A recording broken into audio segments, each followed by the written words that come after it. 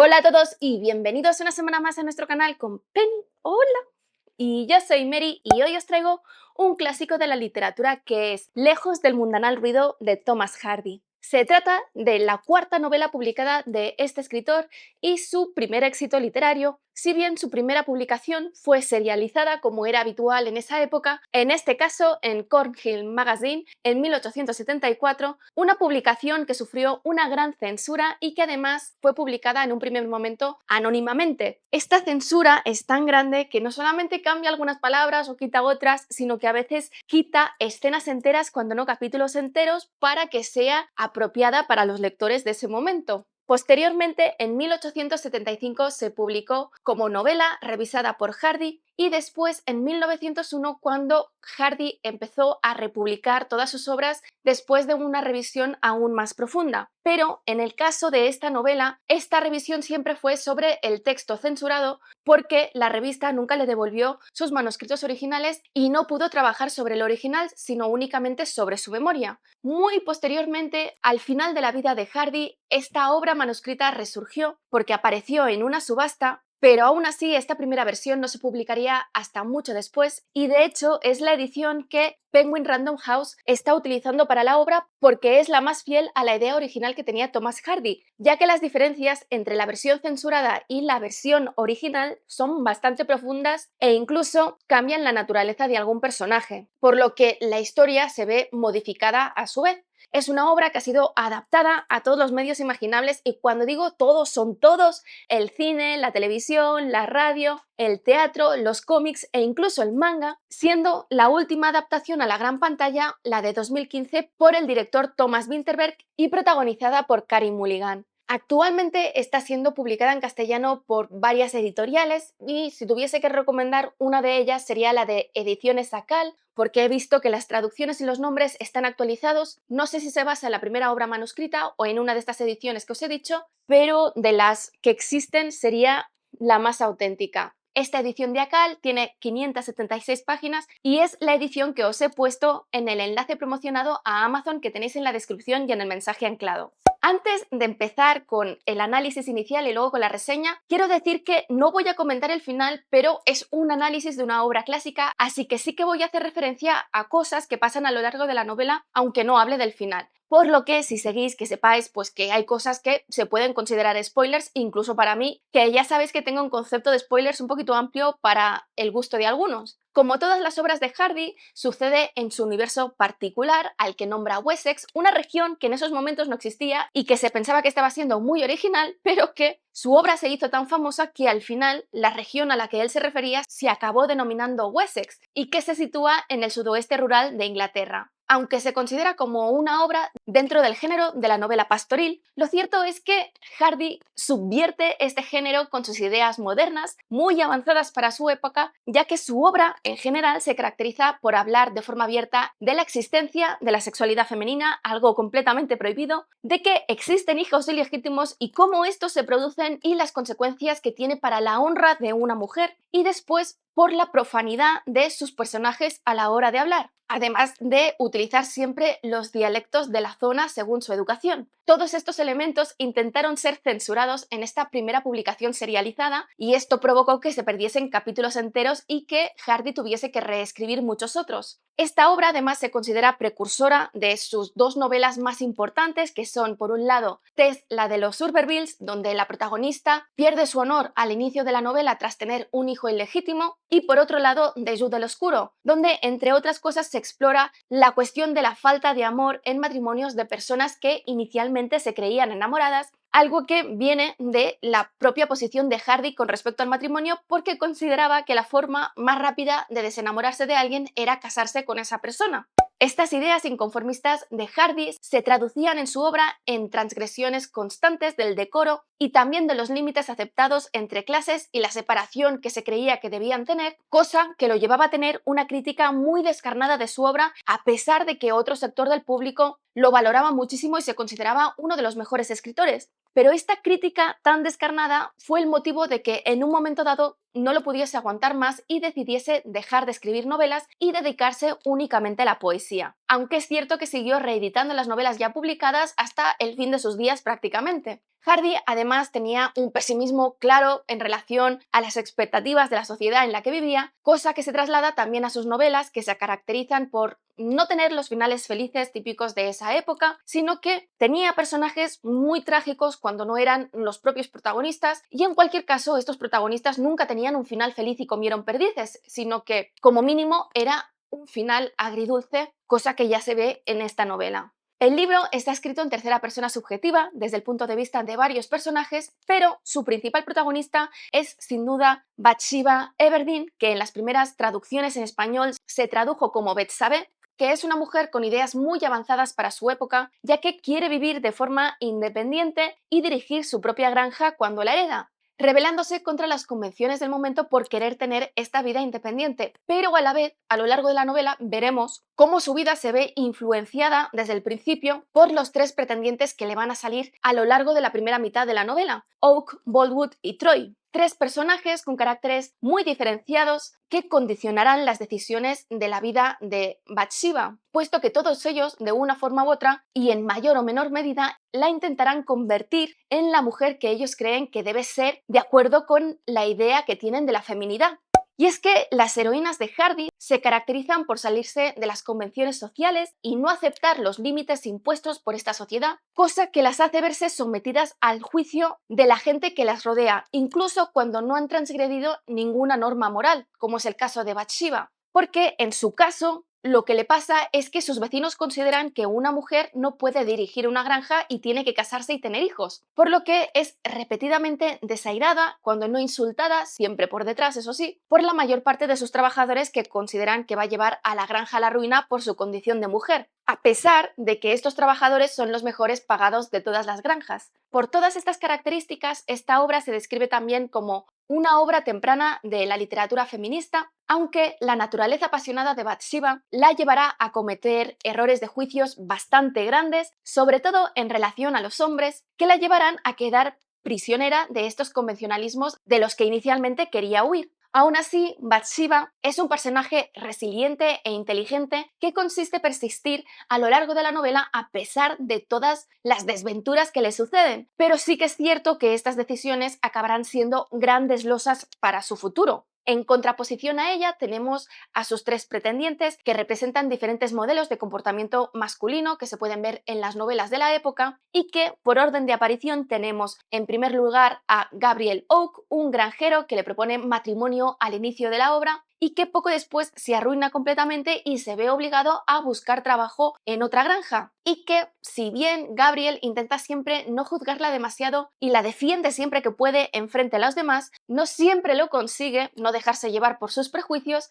y también otras veces su orgullo se lleva lo mejor de él. El segundo es William Boldwood, que es un granjero que está muy bien situado en la zona de Wessex porque se considera lo más cercano a la aristocracia local de la zona en la que transcurre la acción, no solamente por su posición económica y las dimensiones de su granja, sino sobre todo por la educación que tiene como caballero, y que a sus 40 años nunca se ha casado ni se ha interesado por las mujeres porque realmente no tiene ninguna aptitud social, pero que tras una broma de Bathsheba intentando conseguir su atención, se va a dar cuenta de que existe, se enamorará de ella y luego se obsesionará, intentando conseguir por todos los medios posibles que se case con él, eso sí, sin salirse nunca de las convenciones sociales. Y finalmente tenemos al sargento Francis Troy, que es el típico mujeriego cara dura, que es un sargento del ejército muy atractivo, que aprovecha su apariencia y los modales superiores que tiene con respecto a los de su clase porque ha recibido una mayor educación, pero como os digo, no tiene nada de dinero. Y lo utiliza para seducir a mujeres y jugar con sus sentimientos, sin importarle el perjuicio que esta seducción pueda tener para la honra de las chicas a las que se acerca. Es una persona narcisista, desconsiderada y egoísta que destruye todo lo que toca, y que, después de destruir la reputación de una chica que formaba parte de la granja del tío de Bathsheba antes de que ella la herede, se va del pueblo y, a su vuelta, unos meses después, queda captivado por Bathsheba y decide deslumbrarla con su descaro y sus encantos físicos, unos elementos que no utilizan los otros pretendientes porque están fuera de la convención social.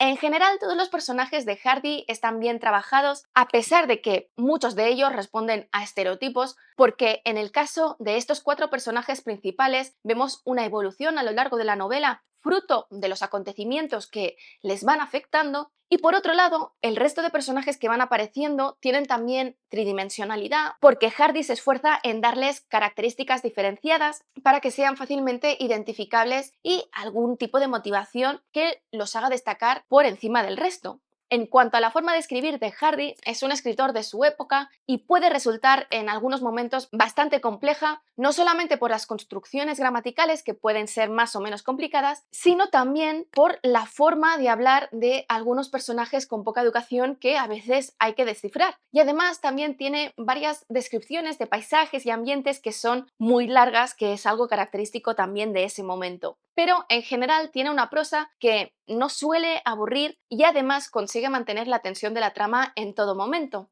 Como puntualización final, sí que quiero hablar de la controversia que existe con respecto a la traducción del título en español, ya que el título original en inglés, Far from the Maddening Crowd, la palabra madding puede tener varios significados o acepciones y se decidió traducirlo en castellano como mundanal, pero no era la intención original de Hardy, porque su intención era que fuese entendido como frenético o desenfrenado, por dos motivos. Por un lado, porque el título en realidad está extraído de un poema de Thomas Gray que tiene este significado, y por otro lado, porque Hardy estaba haciendo un juego de palabras o una broma literaria con el hecho de que esta novela se catalogase dentro del género de la novela pastoril, un género que normalmente idealizaba la vida rural como algo tranquilo, pacífico y perfecto, pero que en la novela de Hardy no es así, porque hace hincapié en lo dura que es de verdad la vida de campo y además en el carácter pasional de todos estos personajes que es imposible que vivan tranquilos en el campo. En definitiva, a pesar de ser una de sus primeras obras, es una novela muy recomendable para quien le guste este autor y la literatura clásica de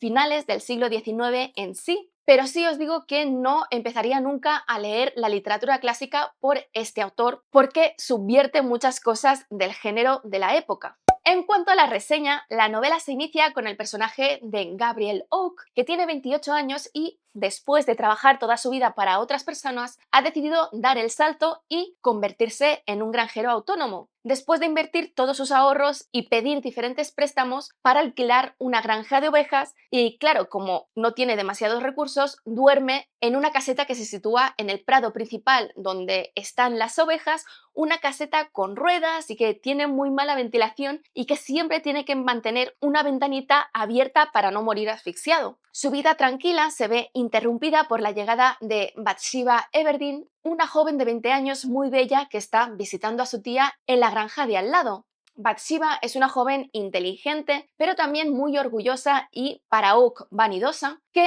a pesar de tener una buena educación, su futuro económico es incierto tras la muerte de sus padres, motivo por el que actualmente ha ido a vivir con su tía para ayudarla con la granja. En el primer encuentro entre Oak y Bathsheba ya vemos este juicio moral que ejerce Gabriel porque la ve mirarse en el espejo sin ningún motivo aparente más que observarse a ella misma mientras es transportada en el carro para llegar a casa de su tía. Pero, a pesar de este juicio, Oak no tardará en verse deslumbrado por ella, no solamente por su belleza y su inteligencia, que es aparente, sino porque poco después de llegar allí, Bathsheba le salva la vida una noche sacándolo de su choza antes de que muera asfixiado por no abrir la ventanita, después de haber escuchado a su perro. Tras varios encuentros, algunos fortuitos, otros no, provocados por Oak, Gabriel reúne la fuerza de voluntad necesaria para declararse y proponerle en matrimonio una oferta sin adornos y que, de hecho, no es demasiado seductora porque le dice que actualmente tiene pocos recursos porque acaba de invertir todo su dinero en tener esta granja, pero que su negocio prosperará porque es un buen granjero y que en cualquier caso, pase lo que pase, siempre la pondrá por delante de todo e intentará darle lo máximo posible.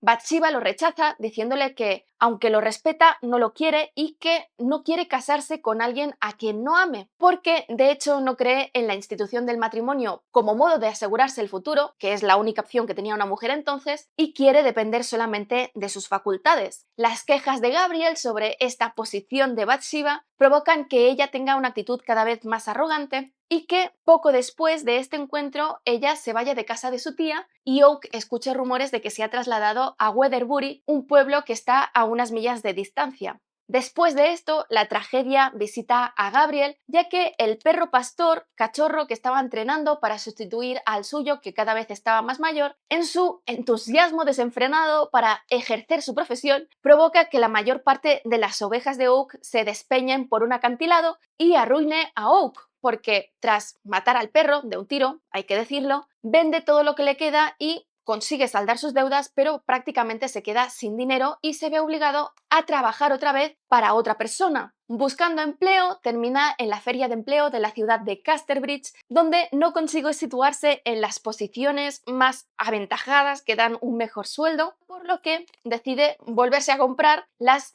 herramientas que necesita un pastor, es decir, la vestimenta y básicamente el bastón de pastor, gastándose el poco dinero que tenía y, tras no tener éxito en esa feria, dirigirse a una feria cercana. Durante este camino, cuando está pasando por Weatherbury, ve como un incendio estalla en una granja cercana, así que se acerca a ayudar y de hecho es él quien acaba organizando a la gente para apagarlo de forma eficiente antes de que destruya la cosecha. Ante su sorpresa, cuando la dueña viene a agradecérselo, resulta que esta es Bathsheba, que acaba de heredar la granja de su tío y ha conseguido que se la dejen administrar a pesar de ser mujer. Gabriel, antes de darse cuenta de quién se trata, se ofrece a trabajar para ella porque ha escuchado entre los otros trabajadores que en ese momento no tienen pastor y Bathsheba, que lo identifica inmediatamente como Gabriel, se ve en una situación incómoda, pero después de que él la haya ayudado desinteresadamente y además conocer su profesionalidad, se ve obligada moralmente a contratarlo.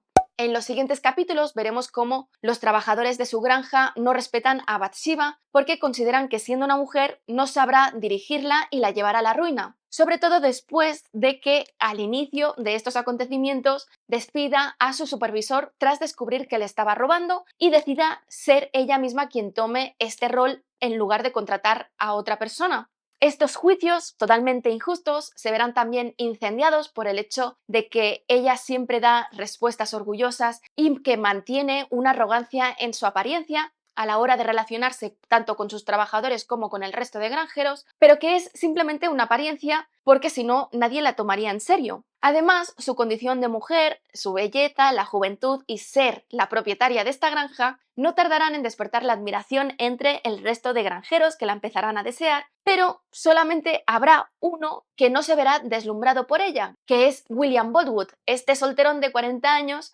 que es un granjero muy próspero y que es deseado por todas las mujeres, pero que nunca la mira. Pero no la mira a ella ni mira a ninguna otra mujer, porque simplemente no tiene interés en las relaciones sociales. Pero Bathsheba no sabe esto y se siente herida en su orgullo por esta falta de atención, así que cuando llega el día de San Valentín y está escribiendo una tarjeta de San Valentín para el hijo pequeño de su ama de llaves a modo de broma, su dama de compañía le dice que por qué no se la envía a Boldwood para conseguir su atención. Inicialmente Bathsheba rechaza esta idea porque la ve una locura, pero después la acabará convenciendo y además sellará la lacra con un sello que encuentra por casa que dice «Cásate conmigo». Claro, es todo tan descarado que ella está convencida de que en el momento en el que Boldwood reciba esta carta se la va a tomar como una broma. Pero Boldwood, que como os he dicho, no tiene ninguna actitud social y no sabe cómo funciona el mundo, cuando la lee se lo tomará completamente en serio y, tras descubrir que su autora es Bathsheba, cuando Gabriel reconoce su letra, se empezará a obsesionar con ella por su belleza y sobre todo por lo diferente que es con respecto a las otras mujeres que le han hecho ofertas de matrimonio hasta ese momento.